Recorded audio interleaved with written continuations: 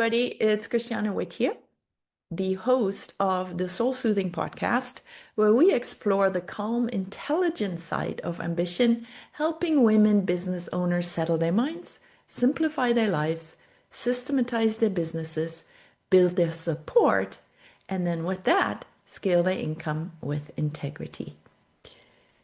This episode is brought to you by Soul Soothing Co., where we do help these women build AI-enhanced systems and self-managing teams that restore spaciousness, flow, and creative freedom. If you would like to find out more about us, visit us at soulsoothingco.com or book a quick call or chat with us by emailing us at hello@soulsoothingco.com.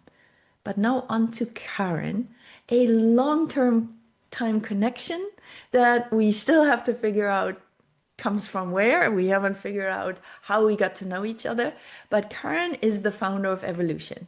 She lives in Sweden and from there partners with purpose-driven CEOs to engage top talent and drive growth by building high-trust cultures, increasing productivity with AI, love that so much, without losing the human touch. Karin helps founders leverage AI and create a resilient, people-first workplace, resulting in increased retention, improved engagement scores, and higher productivity. Hi, Karin. Hello, Christiana. Thank you for having me. I'm excited to be here with you.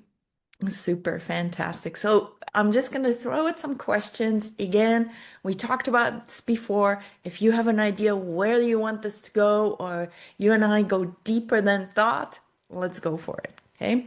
The whole idea really is to inspire women, especially with you being a guest, to embrace AI and not in a way that it replaces humans, but it allows them to have that more spacious, creative time. And so if something gets us going down that, a rabbit hole, let's do it. But let's for now, just tell us a little bit and how you got started with your business. Oh gosh, how I got started with the business or how I got started with AI? Well, okay, let's make that two questions. All right. Well, I've been an entrepreneur for, gosh, almost most of my career. Started in executive search. When I moved to Sweden, I opened up my own executive search firm. And then in 2012, I came out with a book called Engage, which kind of shifted my life purpose. That's it. That's what I got to know about you. Okay, okay. Go on. So that came after a pretty major life crisis, which I won't get into at the moment. But, and then from writing that book, it just opened up doors I didn't even know, even existed. I started doing a lot of speaking and building more of an online type of business, but then also working with companies instead of taking their best people out through, headhunting them. I was helping them to create cultures where they would keep their best people. And so I worked with that for many, many years.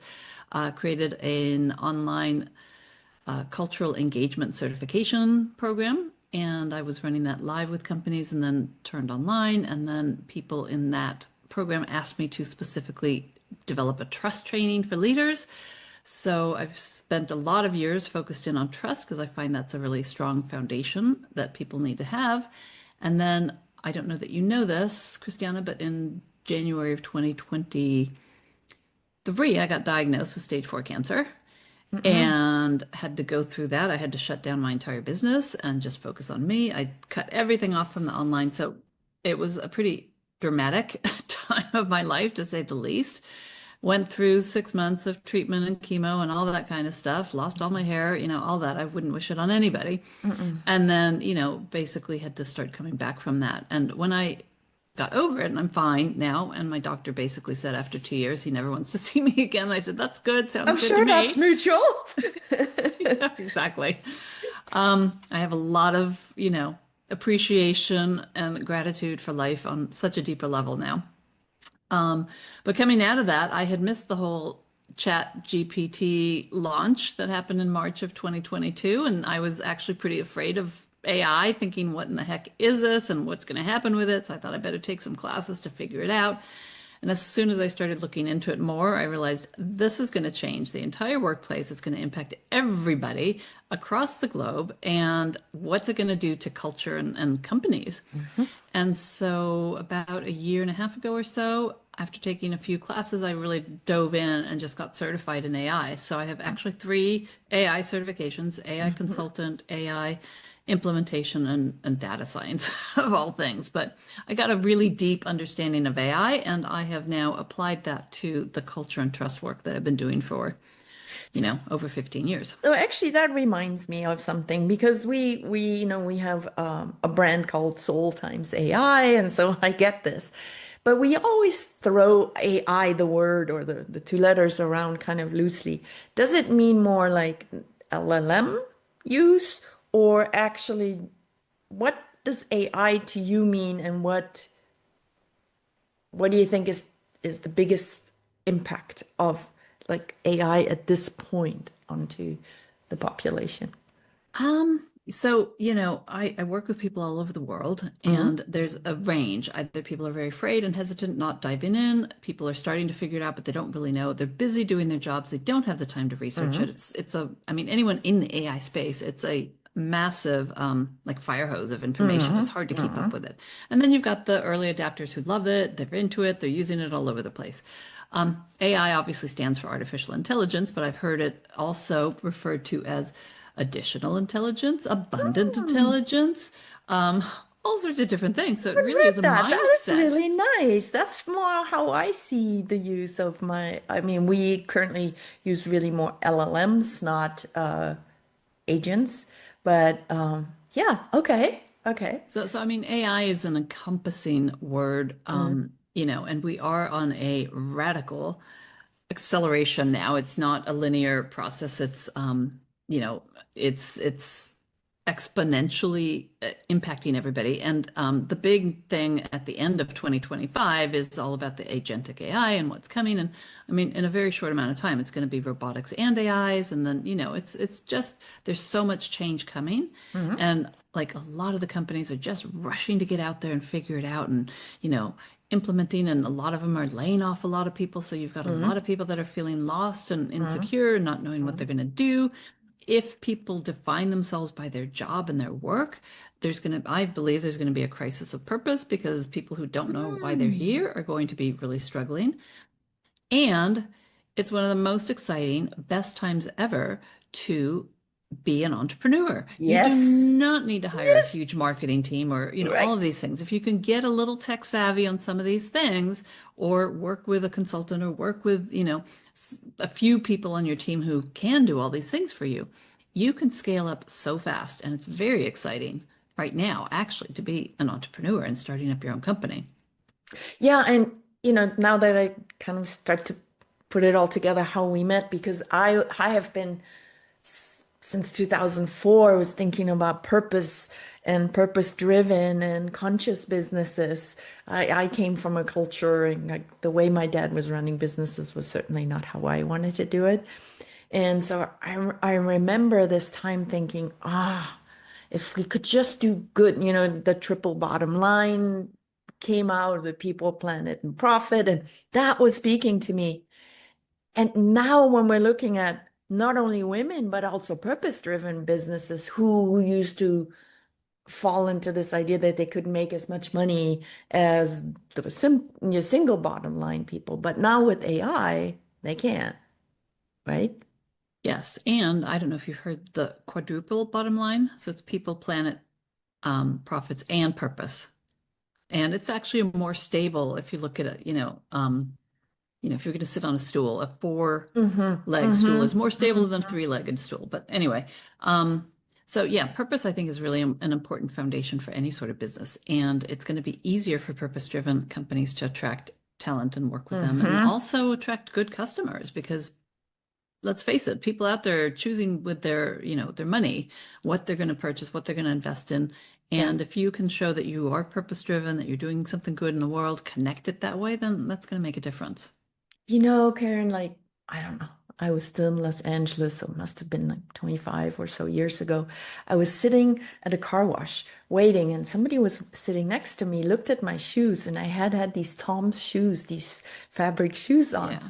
And she says to me, I applied, she was really young. She says, I applied at Tom's shoes, and I was one of 2,900 and something applicants, and I didn't get the job. But now, and like her entire energy dropped, and she's like, I got a really good job as accountant somewhere, at least the money is good. And she walked away. And I still remember that. There was this, Mm. oh, right? And so whether you work for a company or you purchase from a company, purpose is a big deal. So I don't know, this is not part of my questions right now, but since it seems to fit, is what does purpose mean to you? Like, what is a purpose-driven company? Is it different from what's sometimes called a conscious company? They're very closely related. Mm-hmm. When I say purpose-driven, they have defined a bigger purpose as to why they're doing what they're doing. So they have a very clear, concise purpose statement. So Tom's Shoes, for example, oh, no, I've forgotten their, no, One for One was their purpose statement. That I don't know if used to it's be. I changed. don't Yeah. think it is I know. anymore, I think right? it's changed now. Mm-hmm. Yeah. Mm-hmm. Zappos, for example, was delivering happiness, and it's this bigger purpose. Like my purpose with my company is bringing joy and bringing joy to the workplace. So Mm-hmm. it's like this thing that you can't ever reach. You're going to be doing it for the rest of your life. And Mm-hmm. what happens when you get a purpose, either on an individual basis or on a organizational basis, is that it's the North Star, it's the guiding light that keeps you going forward and will get you through those difficult, challenging times because everybody has those, right? But you just feel like this is why I'm here. And one of my favorite quotes is from Mark Twain. He said, "The two most important days of your life are when you're born and when you find out why." So I just read that this morning in the Yeah. book. Hmm. Yeah. Oh, Yeah, that's funny. Yeah, exactly. Uh, and yeah, and that doesn't just apply to big companies. I have, two partners, and then I have three employees, two in the Philippines, one in Ghana, Africa. And it doesn't matter where they are. not It anymore.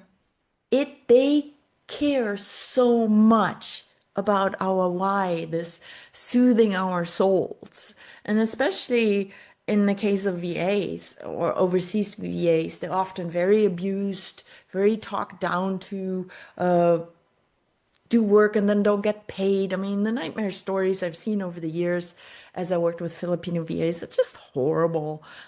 Men asking the women to open their shirts more, poor conservative Filipinos. Wow. And it's like such second class when they really fantastic humans. And so when we're talking about soul soothing, that our company culture is supposed to soothe their souls, and same with the work rhythm. And they, I don't know, they give us their last shirt if they could. And it's just a beautiful, beautiful experience. And also, it makes them more motivated, right? I'm sure you Yeah. see that Well, in your work. they have a deeper emotional connection to the company or the reason that you're doing. And so they're more engaged and they're more loyal and they're, more productive and all of those things. Hmm. So, Plus, it um, feels really beautiful. yeah. It's like love going over Zoom, into all places in the world. It's really a great place to be at. Not easy to create. Mm. Hence, they need you, right? Exactly. So tell me about that culture part you've done for longer, right? And then now you're integrating the AI into it, correct? Yeah. Mhm. So tell me how So, that connects, because often people think it's either or.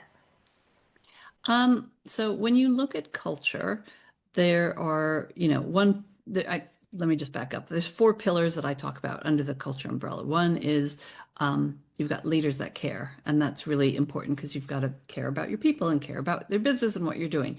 Second one is trust, and what's that deeper level of trust that you can create? Because once you have a good foundation of trust, it's easier to build everything on top of that.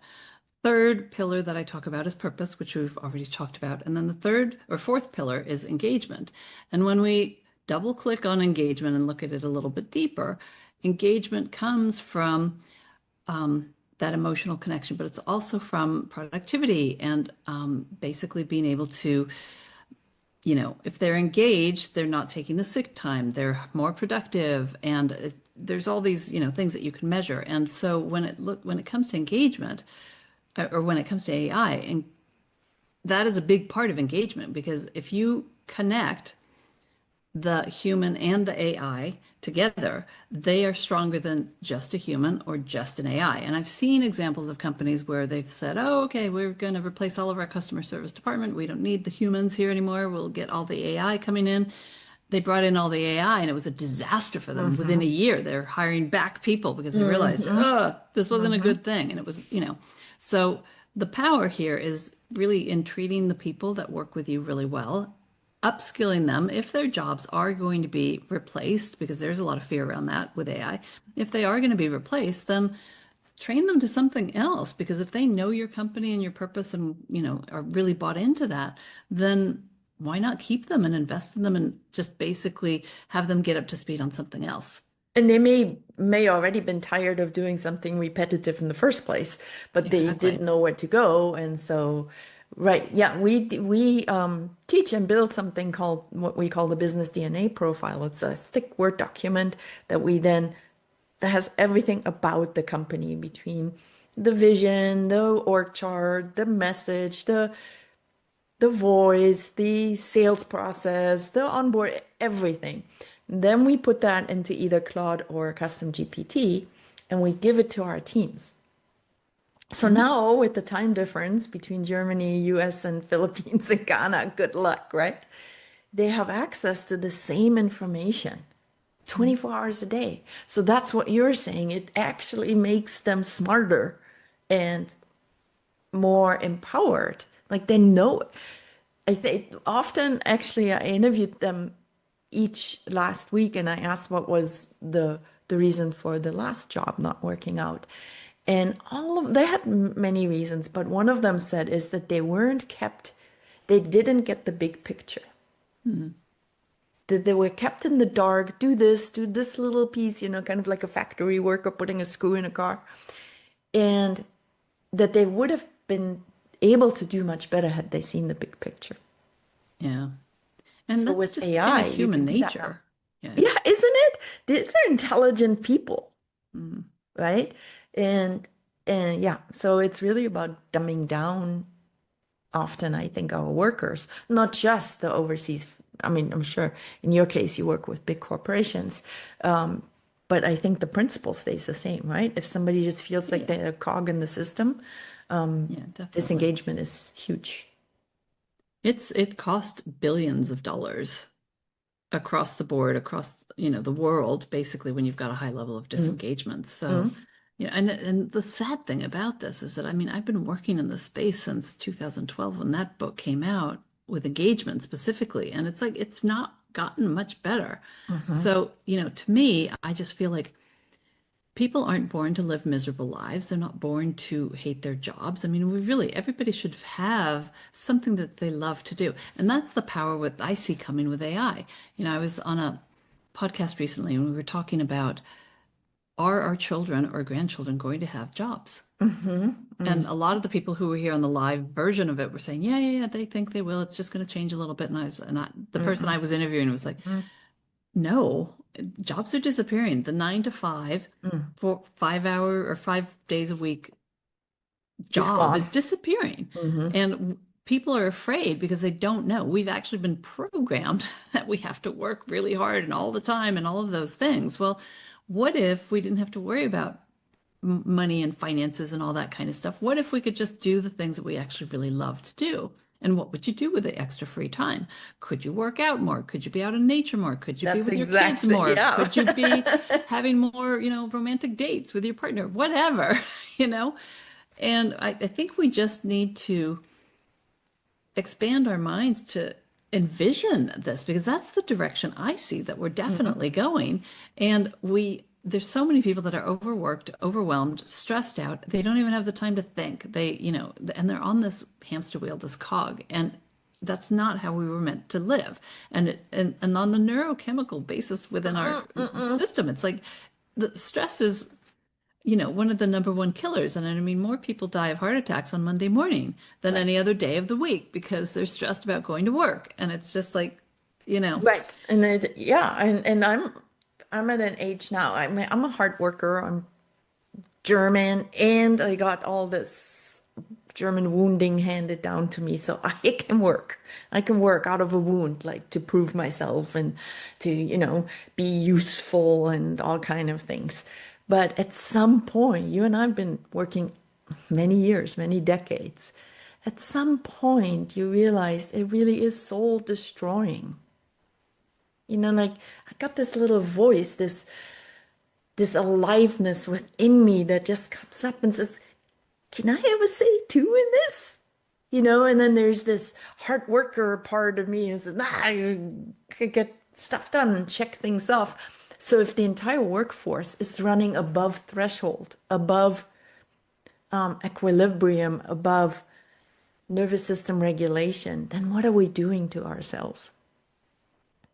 and it's been this way for so long that people Hmm. don't know that it could be another way. And that's why, embracing AI, bringing it into your business, systematizing things, finding people who love to do what you hate to do, train the AIs to do those things so you don't have to do it. That is where freedom comes in. So we're going through, and it's going to be messy. I mean, I often use the analogy that, it's a cocoon or it's a caterpillar. Now we're in the messy middle of the cocoon, but we're That's a going to good come one. out and we're going to fly, and it's going to be, Well, you know butterflies what? and I've been recently having some interesting conversations around. So we all want this freedom. That's the openly declared goal, right? Whether you're a CEO or you work with somebody who owns six companies, like, crazy. And he wants the same freedom I do, my VAs do, it doesn't matter. And the question that was going to come up is, who am I without the work? exactly. So It's, we want the freedom, but are we going to go and fill that vacuum with something really quickly so we don't have to feel that discomfort?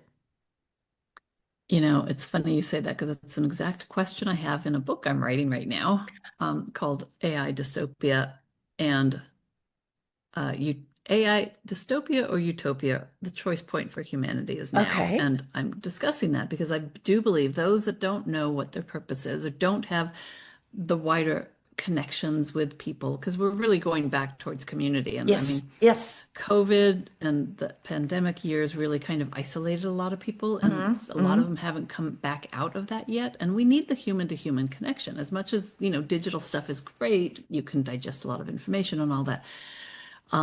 We still need to meet in person. There's something that happens on an energetic level when you're in the room. You can look eye to eye into somebody's, Of beautiful, you course. see their soul basically, right? Right. And yeah, I mean, I think there's just going to be a crisis of purpose for a lot of people because Hmm. they don't know what they are without that job. Right. So, oh my God. So I can, we're writing about it as well in posts, like, okay, well, our four S's, we're going to help you simplify your life. We're going to help you settle your mind. We're going to help you systematize and operationalize your business. We're going to help you integrate AI. We're going to help you find reasonably priced support. Everybody's saying yes, yes, yes on all of those, which is great. Yay. We hit market, fit. But the big question is, if you do not feel like you're enough, unless you continue having to prove yourself, you are going to fill it with something meaningless again, Hmm. right? And I'm sure, especially for somebody who has survived cancer like you have, tell me a little, if you feel open to, what was the insight that you got? You said that, you appreciate life even more than before. I mean, I feel it through age. I feel like the clock is running backwards and I see a more finite end, like the illusion of forever is definitely not there anymore. What was it for you? What was a breaking moment? Ooh, wow. Yeah, I had a lot of deep spiritual experiences during that time, which Mm. made me understand that this was actually okay. It wasn't happening to me, it was happening For for you. me. Hmm. You mentioned earlier you're German and you have a lot of baggage. We carry in our cells, apparently it's been researched, 7 generations back of trauma from our ancestors. Exactly. So, yeah, there were just a lot of different things. And I've had cancer in lots of areas in my family, and people have passed. And, Mm. I had examples of people who had survived late stage cancers and they're still alive and thriving. So I knew Mhm. that it could be different. So for me, Mhm. it was, and I had a lot of tools. So, for example, I've been teaching trust and I know a lot about neuroscience. I have a lot of tools that I've worked on over the years from my own personal growth journey.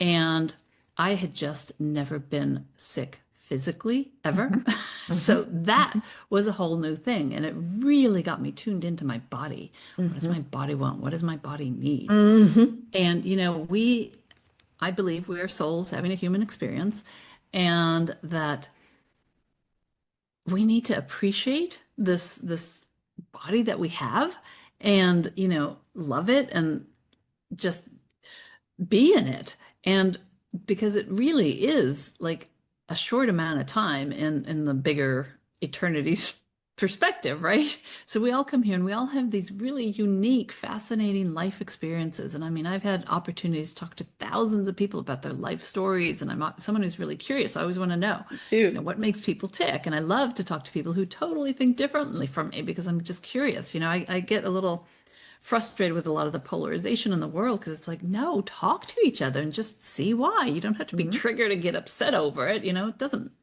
and the bottom line is that as human beings, we want pretty much the same things like you were Of saying earlier. And course. I have, something I've lived by is there's 4 things we want. We all want peace, we all want love, we all want joy, and we all want abundance. After Hallelujah. that, what more? I mean, if we had all of those things, then it's just a unique experience of, I was born in China and, my parents were in the rice paddies or whatever, or, I'm living down in South Africa and, in Jamestown, or, I'm in the US and grew up in the Northeast, wherever, it doesn't matter. But we all have these really unique experiences. But there's more that brings us together as human beings than I think divides us.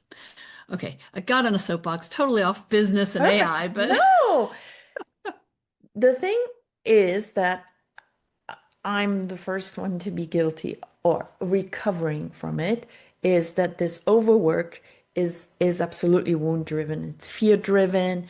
It's it has multiple facets, but it's fear.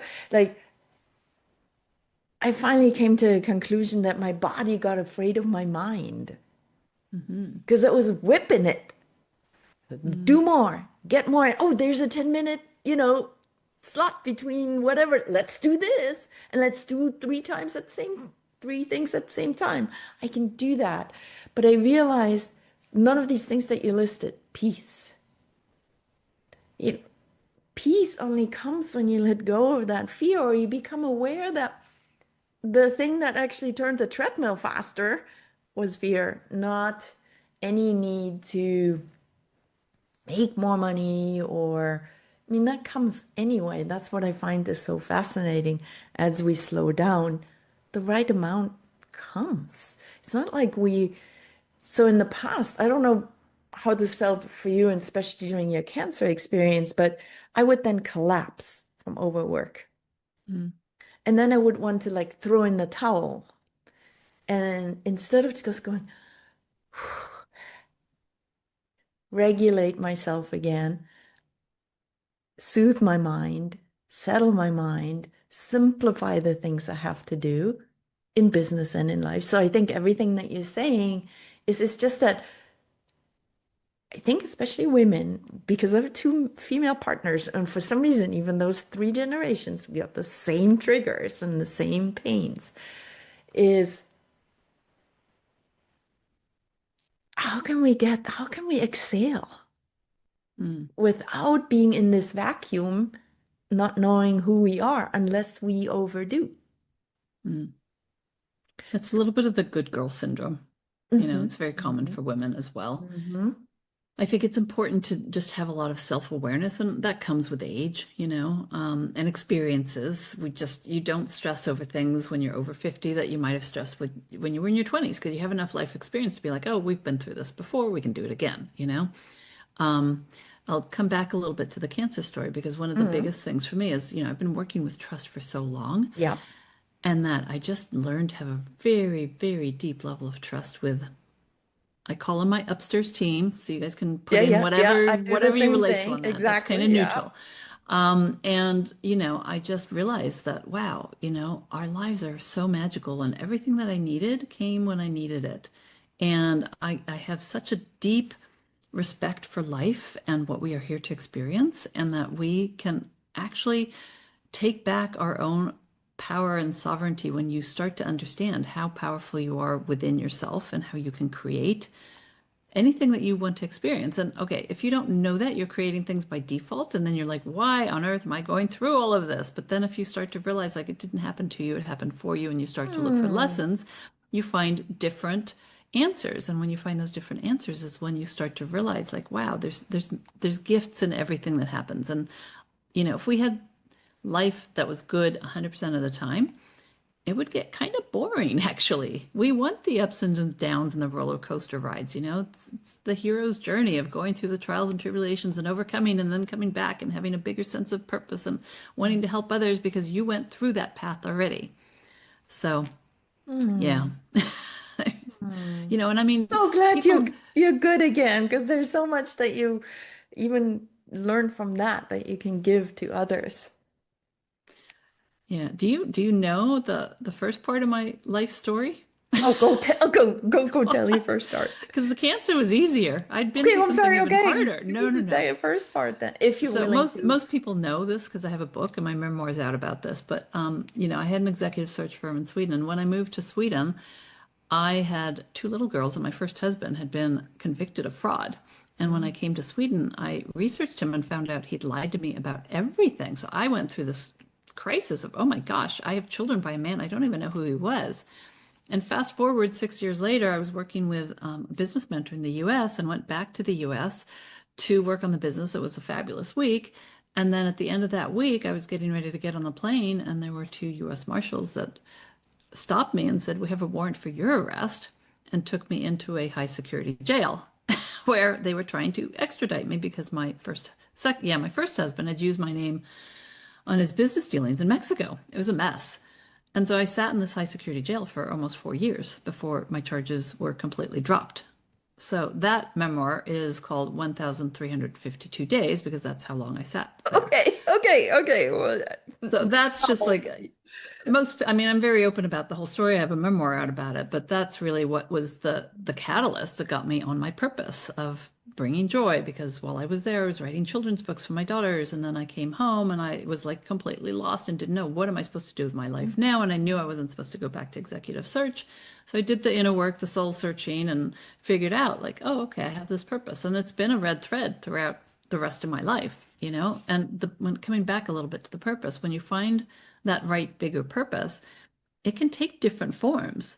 It So, for does. It example, does. Hmm. I do work with companies and corporate and leaders and all of that, but I love art, so I have bringing joy art, and so it's like I'm an artist as well, and there's just this red thread that continues on, and you can redefine your purpose depending on what it is. So I believe we have an inner purpose and then an outer purpose. So the inner purpose is that purpose statement of why you're doing what you're doing. You can't get to the end of it because it's going to keep you going your whole life. And then the outer purpose is how you're manifesting it. Is it a business you're running? Is it, the people you're interacting with? Is it the speaking? Is it, writing books? Is it um, whatever job you're doing or whatever that case is. And then it might change again.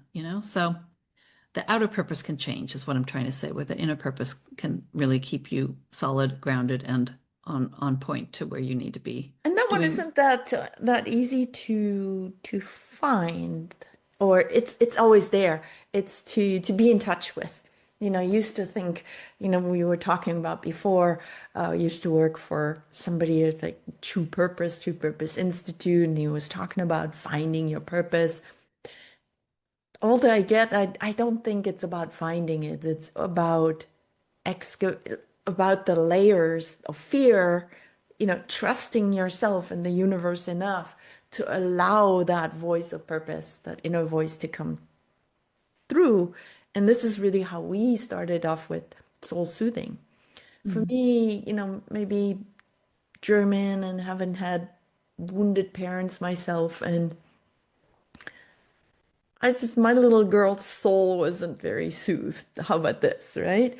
And Mm. so if I had to say, I just want to see that inner flame, that quiet, soft part in everybody to just come out and be free, right?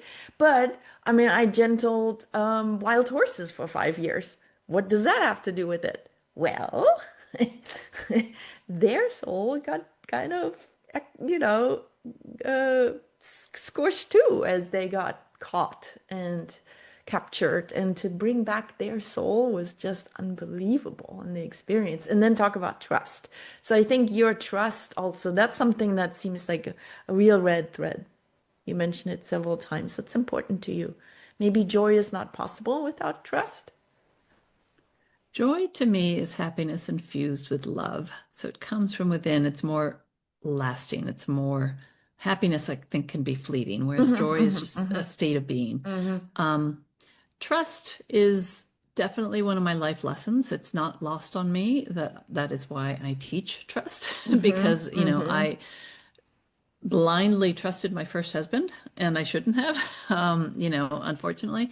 And it led to a lot of different things later on in life where, I paid a high price for it. But Hmm.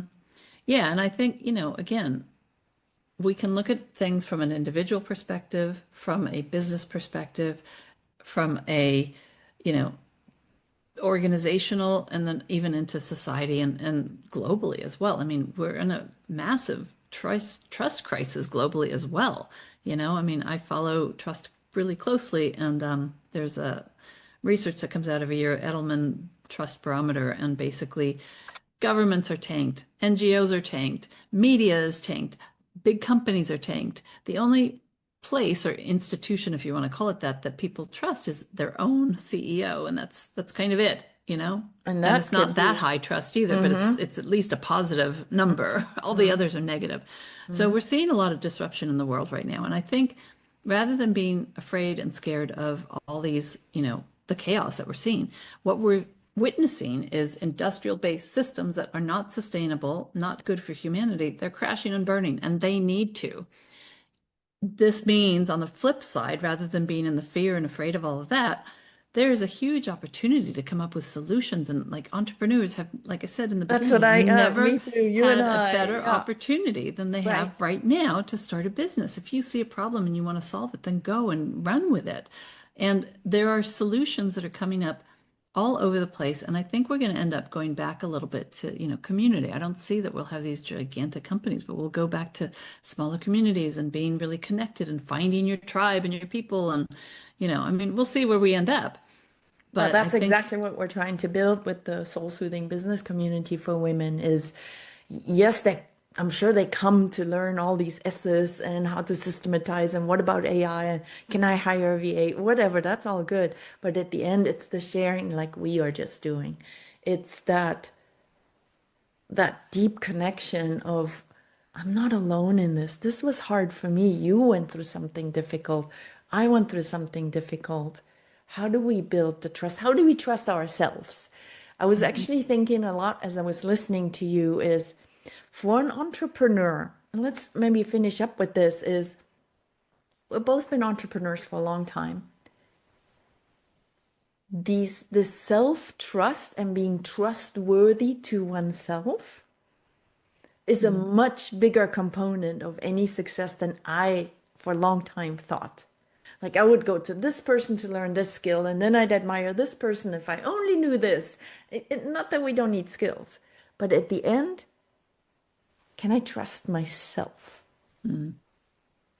There's a point I want to make sure we get in here also, Yes. because you tend to work with female entrepreneurs. With AI, there's been a lot of fear around AI because it's like, oh my gosh, Mm. it's going to get so smart. Super intelligence is coming. What's going to happen? It's going to take over the world, right? The Yep. whole Yep. Terminator model. And some big voices right now are really talking about we need the female voice inside and training AI Yes, because I that's heard the that. nurturing, that's the caring. And if we train AI, like right now, we're kind of still in control. And if we can raise, I like to say, good little AI babies, they will grow up. And if we have the maternal instinct inside of the AI, Yes. I think we're going to have a pretty rockin' world. It's going to be really good Right. because they're going to want to make Yeah. sure that us humans are doing well and thriving, everybody. So women need to step up and don't be afraid to use AI. Use it, learn it, figure out, start small, continue on the journey with AI. I also refer to AI as like the big equalizer because it doesn't matter how old you are, where you are located, it's everybody's learning at the same time. There is a little Right. bit of a divide because certain, more developed countries have more infrastructure for it versus, other areas of the world. So there is a little bit of that. But we're all connected. We need to understand that we're all connected. We need to look out for each other and help each other out in whatever ways we can. So I think, again, coming back to raising a good technology so it's beneficial for humanity and instilling it with values and proper Mhm. ethics is really, really important. And the only way we're going to get that is by women speaking up and using it and being a part of the conversation. So I'm very big Because on, your input, your daily input, I use it like as a daily journaling tool, for example, and put positive things into it. We forget that the AI tool is actually the true connector. mm, Whatever you put in, Karen, I put in, hundreds of millions of people put in, that's the outcome that it spits out, right? It only works on data and algorithm. It does not have an original idea. So the mm, original idea needs to come from us. mm, And if we put purpose-driven, conscious women into using it at a degree where it actually makes a difference compared to somebody trying to figure out how the tool can help it to build a 3D gun of some sort or whatever, right? exactly. Like, then then yeah, like you said, we can raise an AI baby that can have a tremendous benevolent democratizing influence mm, across the world. So that's exactly. beautiful. I think we should end here because I was going to ask, if you had something to share with the world, but we have done this like for the last 30 minutes. It's okay. Here it is. This is all we know, Yeah. everybody. Mm. Um, so is there one thing before, we send people to Evolution? Maybe I'm of course going to put below this video and the podcast how it's spelled. What else do you want? Let's say somebody listens to you and says, "Oh my God, I just need Karen in my company." How can they reach you? Yeah, I'm on LinkedIn. KarinVolo is easy to find. And then my website is evolution.com, which is Evoloshen, spelled a little bit differently.com. I've got KarinVolo.com as well. And just reach out to me. I'm happy to talk. And if there's any way that I can support and help, then yeah, happy to have a conversation and we can see where that can lead to. And tell me just in the last couple minutes, you said you have a website, igniteyourtrustfactor.com. Yeah, What is so I that do have about? Because we talked so much about trust, right? exactly. So I do have my program that's available online. It's called Ignite Your Trust Factor. It has 21 incredibly powerful tools that people can use.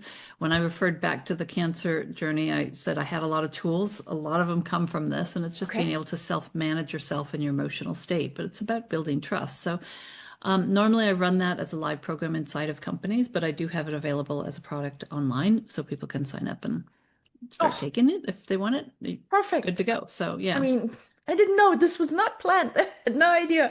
But since we were just talking about this trust, that's fabulous. That's fantastic. And maybe a wonderful way to get into your world. Yep. Um, and who knows, we might be able to entice you to speak to our community but you have so many beautiful things to share. So thank you so very much for your time. One last word. What do you Just want somebody to walk away with? What do you have something for somebody to take an action on? You don't have to, no pressure. No, I think just, focus in on your life. Life is short, and just make sure that you weave into your day things that bring you joy and happiness. Because if you do that on a daily basis and make a habit out of it, after a week, you'll look back and think of those moments or pearls of joy that you had. And then after a month, you look back and think of that, and that will actually rewire your brain on neural pathways, and it'll make you feel a lot better and happier. And I think where we are going now, it's really easy to be bombarded by all the negative, but if you focus in on what brings you joy, what is it that you love to do, all those things that bring out the passion and happiness inside of you, then you're gonna live a pretty good life. So it's all a mindset. It is wonderful. Well, and that's what I try to contribute in this last stage of my career through our membership. So I get you. Thank you so much.